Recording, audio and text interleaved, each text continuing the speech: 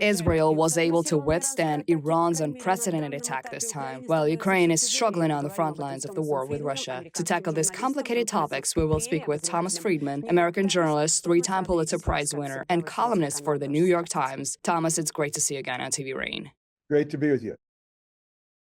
Do you perhaps have an answer to Volodymyr Zelensky's question, why can Ukraine not get the same assistance as Israel did recently? Well, I think it's a legitimate question, Olga, and my feeling is that I would like to see the West, be helping Ukraine right now as much as sort of politically sustainable in the West, and in the case of the United States, that means continuing to massively support Ukraine's ability to defend itself with the interceptors and other weapons it needs to deter the Russians. And so I don't think you're going to see American aircraft or forces on the ground, but I believe we absolutely must support Ukraine with all the tools it needs to defend its civilian population from these kinds of attacks on civilian infrastructure, which are shameful.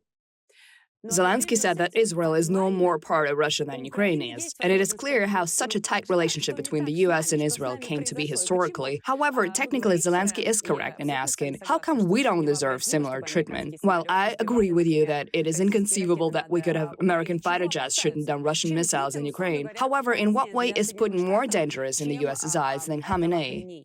Well, again, we've been pretty consistent since the war started in giving Ukraine the weapons that it needs to defend itself, and not to mention intelligence support as well. And the problem here is not sort of what America believes. The problem is we have a Republican Party and a Republican Party leader, Donald Trump, who is standing in the way right now, who is literally pro-Putin. And standing in the way of America continuing to give Ukraine the support it needs. So it's not like there's some double standard going on here in terms of America, that we want to support Israel and we no longer want to support Ukraine. Every poll shows the majority of Americans want to help Ukraine. The majority of lawmakers in our Congress want to support Ukraine.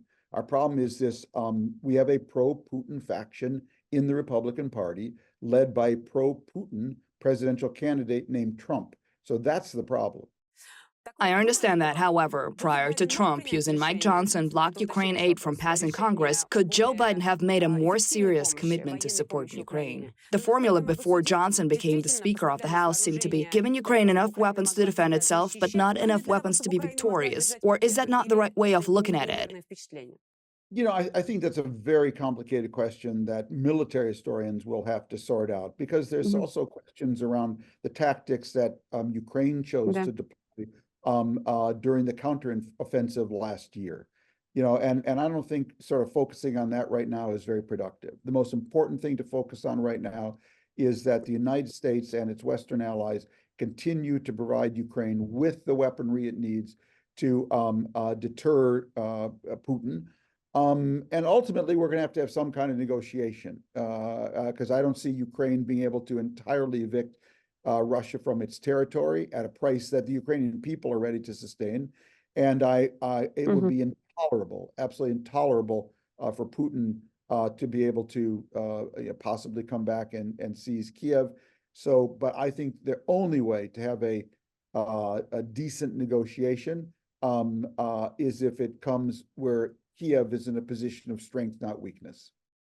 You mentioned negotiations, and we know that this summer a peace summit for Ukraine will be held in Switzerland. It has been widely discussed, and from what I can gather, there is significant hope being placed in that summit. However, is that hope justified, seeing that Russia refused to participate in it, although it was not even invited to attend?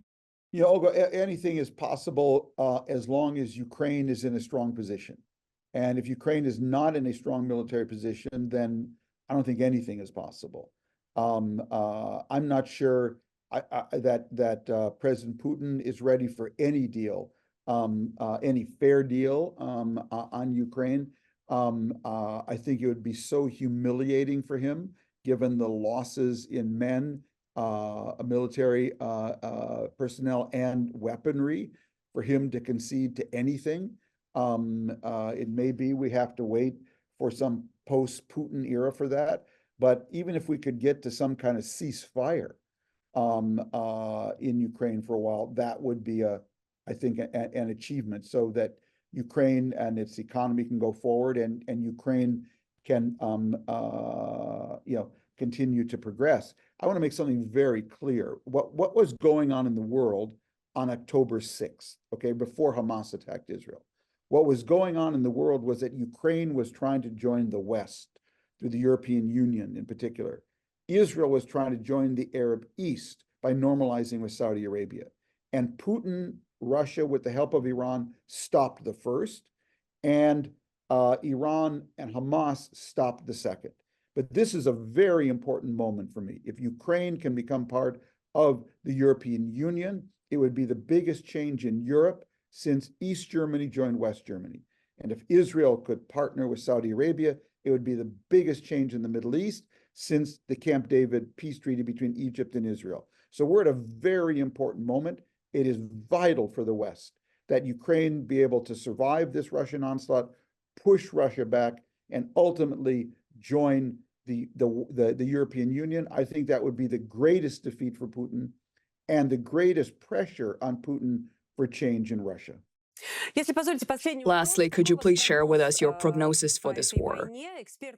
Experts and politicians are predicting a large-scale Russian offensive in late May, early June. Volodymyr Zelensky is in agreement with that.